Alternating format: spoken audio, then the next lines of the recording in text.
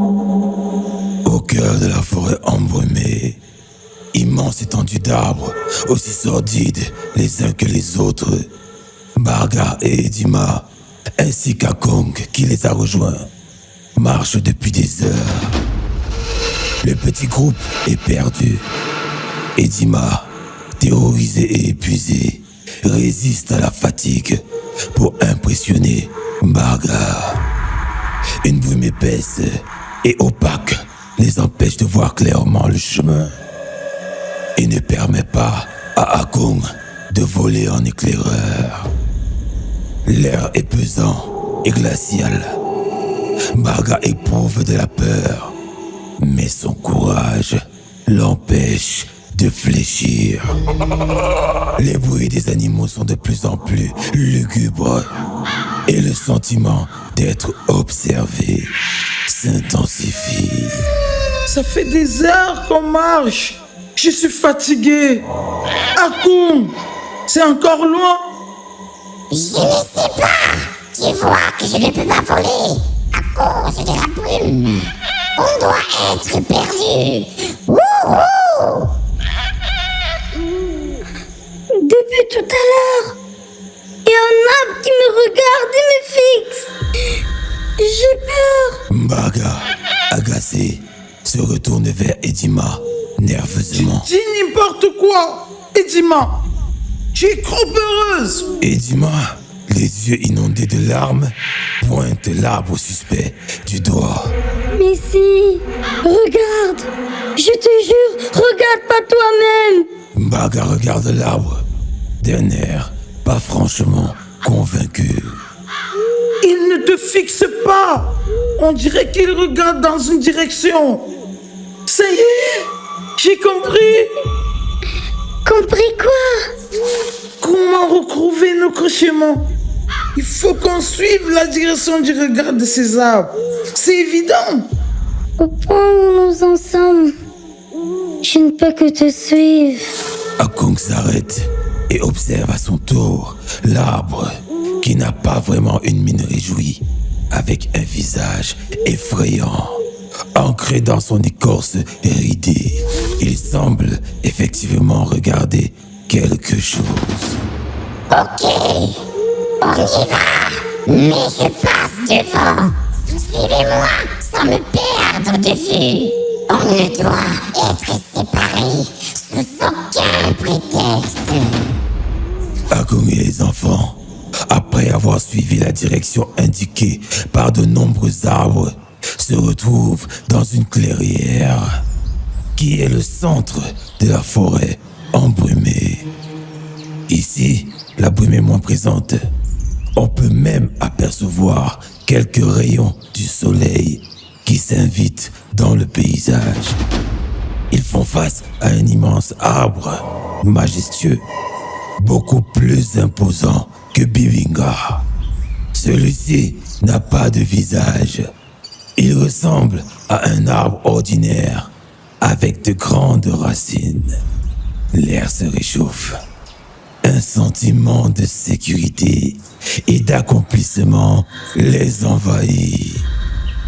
L'odeur du bois de cet arbre a quelque chose de reposant. Voilà le dernier arbre. J'en suis certain. Il est gigantesque et il n'a pas de visage. Ça veut dire que nous sommes arrivés. Pas encore. Ça ne ressemble pas à la tanière d'un monstre. Je propose de faire une halte. On marche depuis des lunes. Vous devez être fatigué. Pendant ce temps, je vais aller nous chercher de la nourriture et surveiller les alentours. Restez ici. Tu nous laisses seuls dans la forêt?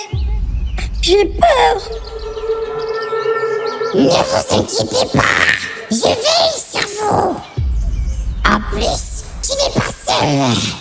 Le héros ancestral, Mbarga, est là pour te protéger. Mbarga se redresse et se bombe le torse, l'air fier, comme à son habitude, trahi par ses jambes tremblotante. Mais bien sûr, Edima. De quoi tu peurs? Je suis là. Tu peux dormir tranquille. Je suis sur le qui-vive. Aucun monstre terrifiant ne t'approchera. Bien, reposez-vous. Wouhou! Soudain, un grand bruit se fait entendre. Des pas gigantesques approchent. Barga se réveille en sursaut, essaye de réveiller Dima et se rend compte qu'Akong n'est plus là. Edima! Edima! Réveille-toi! Y a quoi?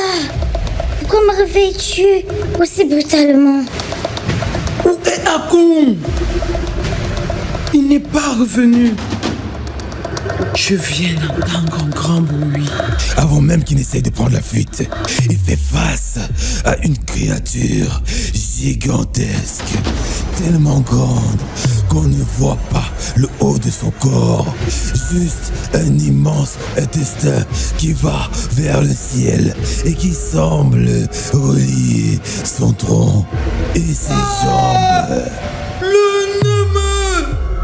C'est le Nemeu!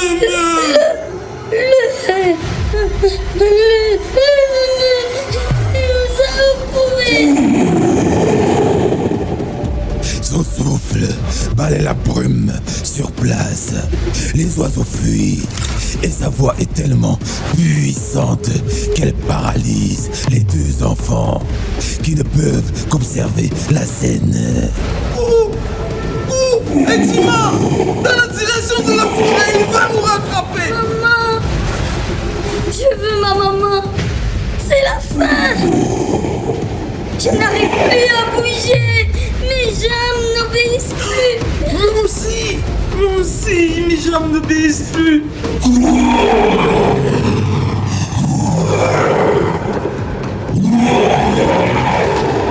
Soudain, Akong surgit et se pose sur une branche de l'arbre majestueux. Il a changé de regard. Ses yeux jaunes comme le soleil sont remplis de véhémence et en même temps de satisfaction. Il fait signe de révérence au Nemeu. Le Nemeu se tait.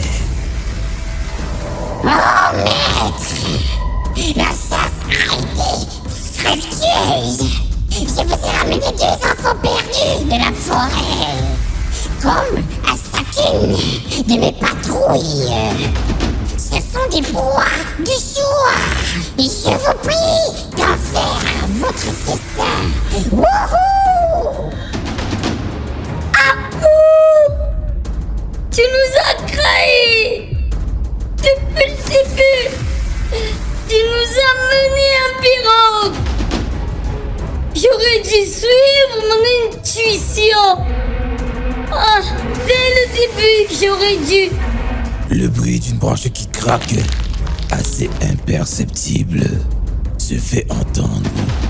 Barga, qui a l'ouïe fine, le perçoit, mais envahi par la peur, n'y prête pas attention. Sale crête! Tu vas me le payer! Le payer? Laisse-moi rire! Tu n'es même pas capable de tenir sur tes 2 jambes en ce moment! Que penses-tu faire devant la toute-puissance de mon maître vénéré? Barga, incapable de bouger, et aussi incapable de retenir ses larmes. Son cœur se serre, sa respiration s'accélère. Il ressent pour la première fois, depuis le début de l'aventure, de la peur. Lui, qui est d'habitude si joyeux, si courageux. L'amertume qui se mélange à sa haine envers Akong lui donne la force de pousser un cri de désespoir. Akong! Je te faisais confiance! Akong ne semble pas sensible à la frustration du garçon et le dévisage de plus belle. Naïveté, t'as donc conduit ici. On ne t'avait pas dit qu'il ne faut pas faire confiance au premier venu. Jamais. Toi et tous les autres humains qui traversaient impunément la forêt sacrée finiraient tous au même endroit, dans le garde-manger de vos maîtres. Mon devoir est de vous capturer et de vous livrer. C'est aussi simple que ça. Alors, acceptez votre sort.